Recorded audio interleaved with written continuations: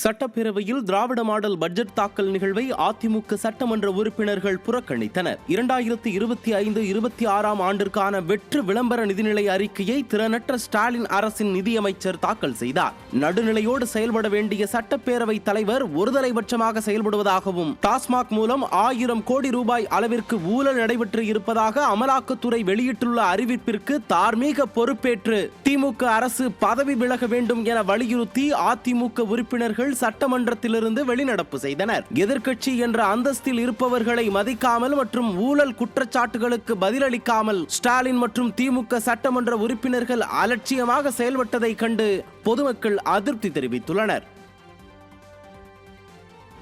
அதிமுக கொண்டு வந்த நம்பிக்கையில்லா தீர்மானம் குறித்து வருகின்ற திங்கட்கிழமை சட்டப்பேரவையில் விவாதிக்கப்பட உள்ளது. தமிழக சட்டப்பேரவை கூட்டத்தொடர் ஏப்ரல் 30 வரை நடைபெற உள்ளது என சபாநாயகர் அறிவித்தார். மார்ச் 15 அன்று வேளாண் நிதிநிலை அறிக்கை தாக்கல் செய்யப்பட்டு அதனை அடுத்து மார்ச் 17 முதல் 21 வரை நிதிநிலை அறிக்கை மீதான விவாதமும், மார்ச் 24 முதல் ஏப்ரல் 30 வரை மானிய கோரிக்கைகள் மீதான விவாதமும் நடைபெற உள்ளதாக சபாநாயகர் தெரிவித்தார். சட்டமன்றத்தில் எதிர்க்கட்சிகளை பேச அனுமதிக்காத நிகழ்வுகளை நேரலை ஒளிபரப்புவதில் பாரபட்சம் காட்டும் சபாநாயகருக்கு எதிராக அதிமுக கொண்டு வந்த நம்பிக்கையில்லா தீர்மானம் மீது மார்ச் 17 பேரவையில் விவாதிக்கப்பட உள்ளது. சட்டப்பேரவையில் எதிர்க்கட்சி தலைவரின் கேள்விகளுக்கு பதிலளிக்க முடியாமல் ஸ்டாலின் அரசு திணறுவதை மறைக்க சபாநாயகர் துணை போவதாக பொதுமக்கள் குற்றம் சாட்டுகின்றனர்.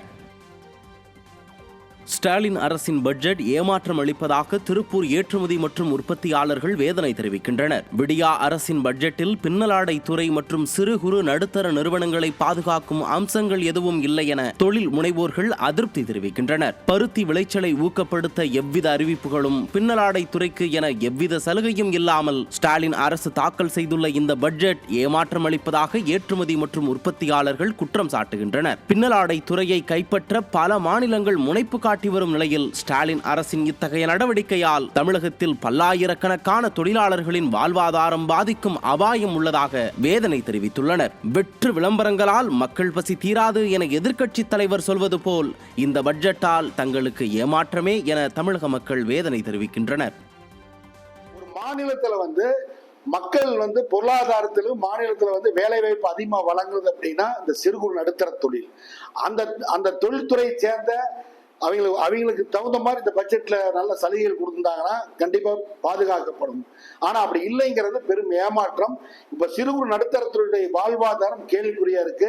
ஏன்னா இந்த பட்ஜெட்ல அதுக்கு உண்டான எந்த ஒரு அறிவிப்பு இல்லைங்கிறது எங்களுக்கு பெரும் ஏமாற்றமா இருக்கு.